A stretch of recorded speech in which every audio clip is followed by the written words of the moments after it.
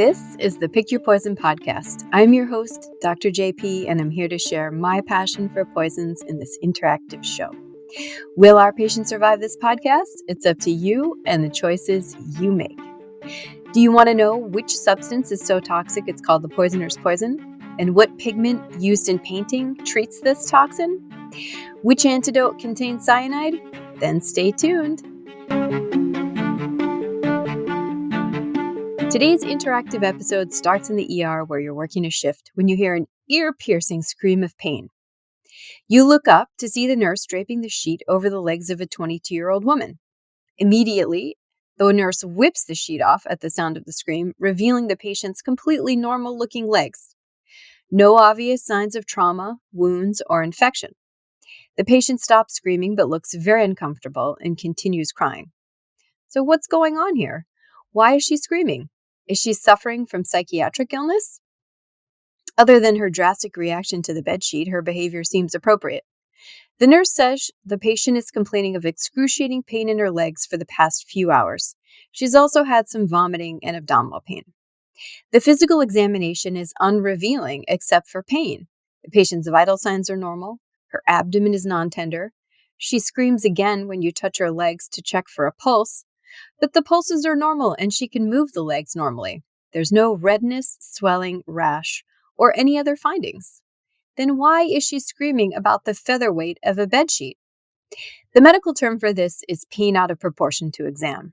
It describes a patient who reports excruciating pain but doesn't exhibit any significant findings on exam, making the diagnosis of the source difficult. Classic diseases that cause pain out of proportion are ischemia, lack of arterial circulation, but the strong pulses in her feet rule that out. Infection in the deep tissues can cause this, but it doesn't occur spontaneously in young, healthy patients, and in any case wouldn't happen in both legs at once. This is a poison podcast, so let's get right to the toxicological causes of pain out of proportion. Black widow spider envenomation is a classic example that causes significant pain with only 2 tiny puncture wounds. But it causes pain all over, not just pain in the legs. Hydrofluoric acid is another classic cause of pain out of proportion. HF is used to clean bricks, and it's also found in a wheel cleaner. It causes severe burns, and patients can get severe pain before the burns develop. Unlike with black widows, the pain is localized, usually to the hands where the patient was exposed. But she hasn't been bitten by a spider and denies exposure to any chemicals. Neuropathy is another cause of severe pain. Toxins like chemo and alcohol are definite causes. But it's rare in an otherwise healthy person, and it doesn't develop suddenly over the course of a few hours like this. So a visitor comes back. It's the patient's roommate. She sits in a chair and hikes her skirt up so it rests above her knees. She's not feeling well either, reporting diarrhea and also pain in her legs. It's not as severe as the patient's, but it's getting worse. 2 roommates with the same symptoms? Is something in their apartment poisoning them? Carbon monoxide is a common environmental exposure, but it causes headaches and dizziness, not excruciating pain. Pesticides are toxic and many are lethal, but most don't cause severe pain in the legs, at least not in the absence of other life-threatening symptoms. The visitor's phone beeps with a text, and she tells you their other roommate, a third person, also has abdominal pain and leg pain. This has to be a poison. All 3 roommates, previously healthy, now with the same symptoms.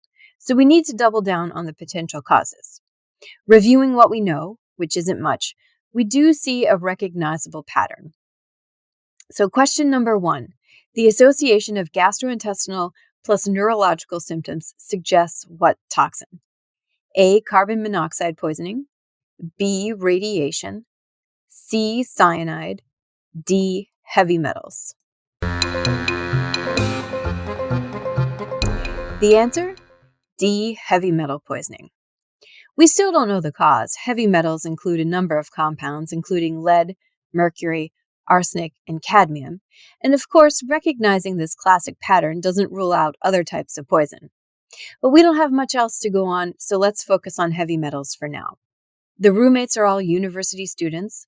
No one has an occupational exposure or a hobby like jewelry or stained glass making where they might have been exposed. Heavy metals can be found in supplements, spices, and cosmetics imported into the US. For example, lead in spices and mercury in skin lightening creams. They deny use of products from outside the US, so we have to assume this is a malicious rather than an accidental poisoning. The patient is now receiving morphine, and despite hefty doses, she's in agonizing pain. After more thought, the visitor reports one unexpected event occurring yesterday. The patient received a box of chocolates from an unknown source. The chocolates were packaged in a fancy box from an expensive chocolatier. The patient ate one. The visitor and their third roommate split a second chocolate. Suspicious. You ask if someone can bring the box to the hospital. The chocolate tasted funny, so they threw the rest away. But the patient thinks they're still in the trash can and texts her mother asking if they can be retrieved. The roommate says the pain in her legs is now too much to tolerate and she needs to check in for treatment. The triage nurse puts her in the room next door to the first patient. You order morphine for her now unbearable pain. Our patients are getting worse. We need to get to the bottom of this and determine what to do to help them. Arsenic is always at the top of the list for malicious poisoning. It's a heavy metal, and I don't have to tell you its long history. It's been used for murder since the Middle Ages.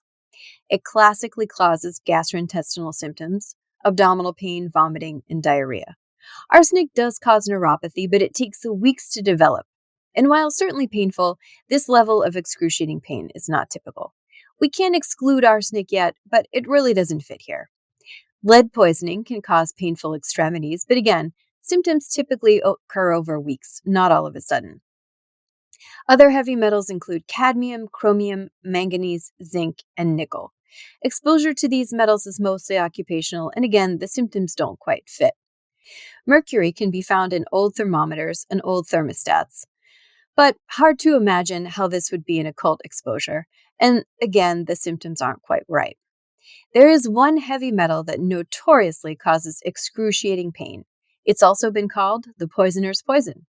Question number 2, what is it?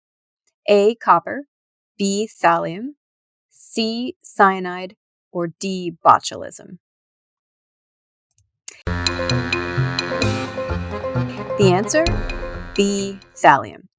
Thallium is the poisoner's poison. Several prominent toxicologists, whose names I won't mention here, have told me if they were to choose a poison for their worst enemy, it would be thallium. Why? Because thalatoxicosis is definitely lethal, it's difficult to diagnose, and it causes excruciating pain before it kills you. Also, death is delayed, directing suspicion away from the poisoner. These properties were exploited by Saddam Hussein. Several political prisoners were released from prison and immigrated to another country, believing they were safe. Shortly thereafter, they died. Some told of a, quote, last drink, quote, with their jailer. Literally, unbeknownst to them, the drink contained thallium. Iraq wasn't the only government using it on its enemies.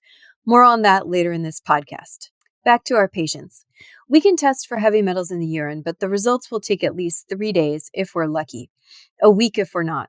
Almost no hospital lab runs these tests in-house. Most specimens will have to be sent to an outside lab for analysis, adding another few days to the results. So, we collect the patient's urine and send it out. What should we do in the meantime? We suspect poisoning, but we have no forthcoming information. What about the box of chocolates? The patient's mother brings the box, and as with the urine, we can arrange for testing, but that will take time, much longer than urine testing, weeks or potentially even months. It's a fancy gold box stamped with the name of a famous chocolatier. 2 chocolates are missing per the history. The other 8 are sitting inside. These don't look like any fine chocolates I've ever eaten. They're cracked and misshapen like lumpy dough balls patted into irregular shapes. They're more like a failed home cooking experiment than a delicious dessert. In toxicology, definitive lab tests often take a long time to result. Therefore, toxicologists are used to relying on ancillary information and clinical exam findings to both figure out what the toxin might be and to direct use of interventions and antidotes. In this case, suspecting, as we do, thallium poisoning, there are 2 things we could try to help confirm our diagnosis. One is a test we could do with a specimen from the patient, and one a test we could do on these unusual-looking chocolates. First, we could test the patient's hair. Not hair analysis like you might have heard about. Analyzing the presence of thallium in the hair can be useful in documenting thallium exposure, but hair testing takes even longer than urine testing. It might be useful for police investigation or legal documentation, but it won't be helpful clinically to treat the patient now. The patients might be dead before we ever get the results. What I'm referring to is a quick and dirty test. You ask the patient if you can pull out a strand of her hair at the root, then you take it down to the lab and borrow a microscope. The hair follicle contains black pigmentation at the base, strongly suggestive of thallium poisoning. Second, there's another quick and dirty test we can do with the chocolates. As I'm sure you know, metal is very bright on X-ray. So you take the chocolates to the X-ray department and you ask the radiologist for a big favor. You might even include a candy bar from the hospital vending machine next to the misshapen chocolates as a control. The results? The suspicious chocolates light up like Christmas lights on the X-ray.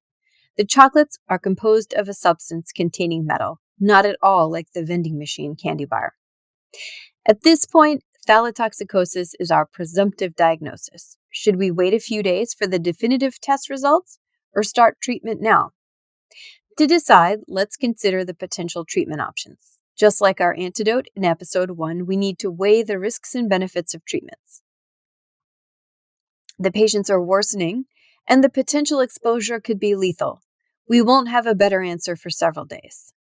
So question number 3, what is the treatment for thallium toxicity?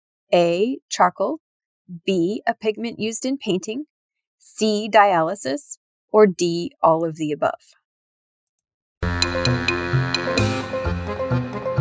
The answer? D, all of the above. First, activated charcoal. Yep, charcoal. Not in a brisket like you might use to grill, but rather in a liquid form. We toxicologists love it so much, we used to recommend it for almost all poisonings. Why? Charcoal binds to many drugs and toxins, inactivating them, and allowing passage through the gastrointestinal tract and out into the toilet without being absorbed into the bloodstream. Now we reserve it for circumstances because it's generally useful for toxins still in the stomach. It doesn't work as well for those lower down in the digestive tract. A few drugs, thallium is one, are recycled in a loop between the liver and the small intestine. In these cases, we can use multi-dose activated charcoal to break up this cycle and help eliminate the drug. So this brings us directly to question number 4. Which pigment used in painting is an antidote for thallium? A, cinnabar, B, emerald green, C, Prussian blue, D, cochineal, E, Naples yellow. The answer? C, Prussian blue. One of the most famous examples of this pigment is its use in Van Gogh's Starry Night. See episode 1 for more toxicologic associations with that painting. The other choices contain toxins, or in the case of cochineal, beetles. Cinnabar contains mercury, emerald green is arsenic, and Naples yellow has lead. So how does a pigment treat poisoning? Like charcoal, it binds thallium, in this case exchanging it for potassium. It shortens the lifespan of thallium, and it reduces concentrations in the heart and the brain. Prussian blue is sold under the trade name radiogardase in the United States. That's because it's also used to treat radioactive cesium poisoning. The third treatment option, dialysis. Dialysis eliminates the naturally occurring waste and toxins that build up in renal failure. It can also remove some drugs, and in fact, a small amount of thallium is removed during dialysis and other methods of extracorporeal removal. So, should we treat our patient? Wait? Treat? Okay. Treat with what? This is the reason medicine is an art, not a science. Like physicians do every single day, we need to weigh the risks against the benefits. The risk of charcoal? Minimal. It's bad for the lungs, causes pneumonitis, but as long as the patient isn't sleepy or lethargic and doesn't choke on it, it's safe. If the bowels aren't moving, it can cause a blockage. This is a very minimal risk with an otherwise healthy patient. The side effect of Prussian blue? Blue poop. That's it. In this case, I would start activated charcoal and Prussian blue. Other than the terrible taste of charcoal and blue poop, which we might not even get to see because charcoal causes black poop, there's little downside. The decision to start dialysis is more nuanced. There are very real risks associated with dialysis, infection being the biggest one. This very real risk becomes especially problematic if later we find that dialysis had no benefit. Thallium is removed by dialysis, like I said earlier, but many other toxins are not. And each patient will be different, but in this case, I would probably wait to start dialysis until I had more certainty in the diagnosis. Rather than twiddling our fingers while waiting for the results, let's talk about the mechanism of thallium toxicity. The honest answer, no one really knows for sure. It probably has the following four effects. Number one, energy failure inside the cells by interfering with ATP and the electron transport chain. Number two, interference with potassium metabolism, which is also critical for cell functioning. Number three, nerve damage. Nerves are covered in a protective sheath called myelin. Thallium damages the myelin in a dying back pattern, which is pretty much as bad as it sounds. For unknown reasons, it has an affinity for long nerve fibers. This is why symptoms start in the feet and progress upwards. And number four, it damages disulfide bonds found in hair and nails. More on the delayed symptoms this causes in a few minutes. Let's take a detour for today's pop culture consult. What spy movie villain is poisoned by thallium?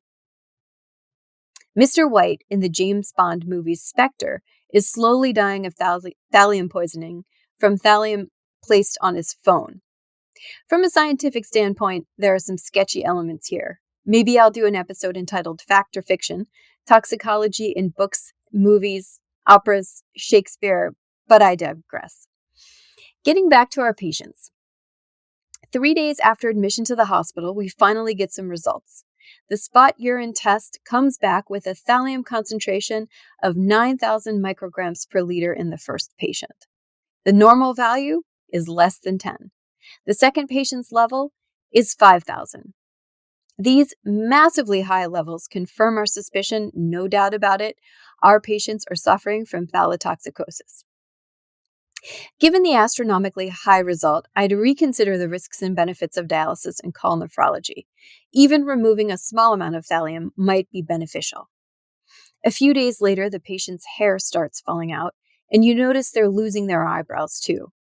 The finding of hair loss, alopecia in medical terms, and severe pain in the legs are classic findings for thallium poisoning. Alopecia doesn't develop for at least a week or two after exposure, one of the reasons diagnosis can be delayed. And strangely, thallium causes loss of the eyebrows, but unlike most other causes of hair loss, spares the inner third of the eyebrow. It's so classic, it's almost diagnostic in and of itself. Alopecia is caused, at least in part, by its effect on the disulfide bonds I mentioned earlier. These effects also cause changes in the fingernails called measlines. These are white stripes across the nails. They aren't specific to thallium, though, and they can be seen in many different heavy metal exposures.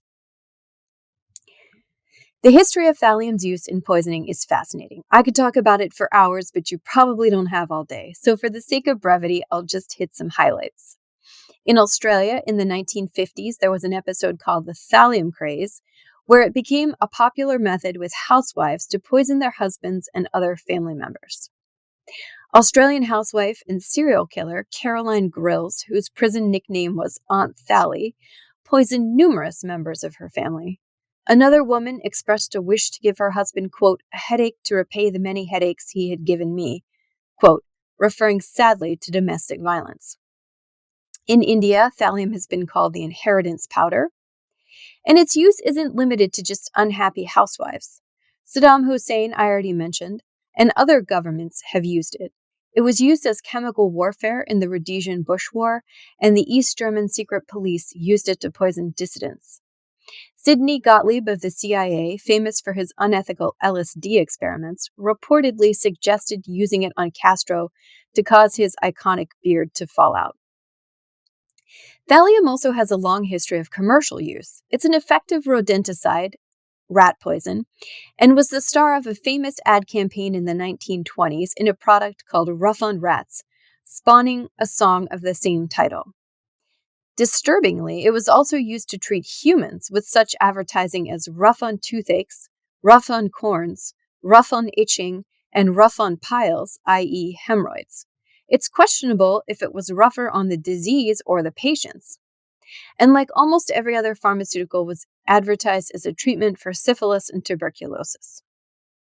It was sold for cosmetic use as a depilatory cream called, and I'm probably mispronouncing this, Coremlu. It did remove unwanted hair, unfortunately at the painful cost of thallium toxicity. Thallium was banned for use as a pesticide in 1972 in the US, but not so in other places. In Guyana in 1987, 44 deaths occurred as a result of thallium toxicity in a poisoned food chain. Molasses-laced thallium was intended to poison sugarcane rats. But cows ate the molasses, and thallium was excreted into their milk, killing many of the humans who drank it. This terrible but illuminating case shows how easily food chain contamination can occur. Thallium has been reported since at least the 1980s as a contaminant in illicit drugs, including cocaine, heroin, and opium.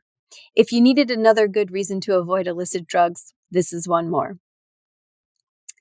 So what happened to our patients? Their hair fell out, as did their eyebrows. They suffered from the painful neuropathy. The first patient with the higher exposure had ongoing pain for several months. The second, for several weeks. The third roommate had symptoms which were milder, and he never sought medical care. Thanks to our treatment, they both survived, and eventually their hair grew back. The police suspected the patient's ex-boyfriend, but evidence was lacking for prosecution. If patients survive thallium poisoning, many recover, but changes to the brain and nerves can be permanent. We estimate in about 20% of patients who develop residual nerve pain or residual neurocognitive defects, meaning their brain doesn't quite go back to where it started. With a moniker like the poisoner's poison, thallium has been used in many books and movies, not just James Bond films. Spoiler alert ahead, thalatoxicosis is detailed in Agatha Christie's novel, The Pale Horse. I'm a strong believer that reading is a lifesaver, but this book became a literal lifesaver. A little girl in an ICU was critically ill with an illness that stumped her doctors. The nurse sitting at her bedside reading the book recognized the symptoms of thallium toxicity, which was later confirmed by lab testing. I hope our patients survived your choices today. This is a fictional case, as are all our cases to protect the innocent, but it is based on real poisonings from the past. It brings us to our last question in today's interactive podcast. What antidote contains cyanide? A, charcoal, B, Prussian blue, C, crofab, which is rattlesnake antivenom, or D, naloxone, which is also called Narcan. Post your answers on our Twitter feed at PigPoison1, and I'll post the answer in the next 24 hours. Finally, thanks for your attention. I hope you enjoyed listening as much as I enjoyed making this podcast. It helps if you subscribe, leave reviews, and/or tell your friends. Please leave your comments. I love to hear from listeners.